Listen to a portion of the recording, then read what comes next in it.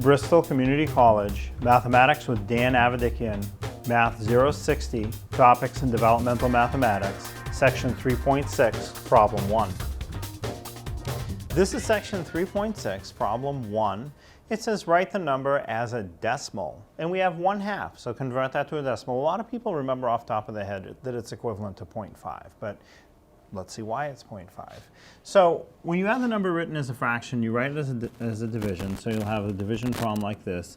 The numerator goes under the division symbol, so it would be called the dividend, not that you need to know, and the denominator goes in front of the division symbol. It's called a divisor. Again, you don't really need to know that.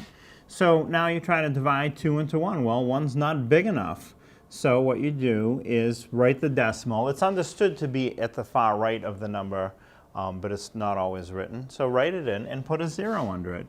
And pretend that you're dividing 2 into 10. Now that will go. 2 divides into 10 5 times, because 5 times 2 is 10. But the decimal has to come straight up into the answer. So that's why 1/2 is equivalent to 0.5. So some people are happy to just write it as 0.5. Others prefer to write it as 0.5. It's a matter of preference. It's okay either way.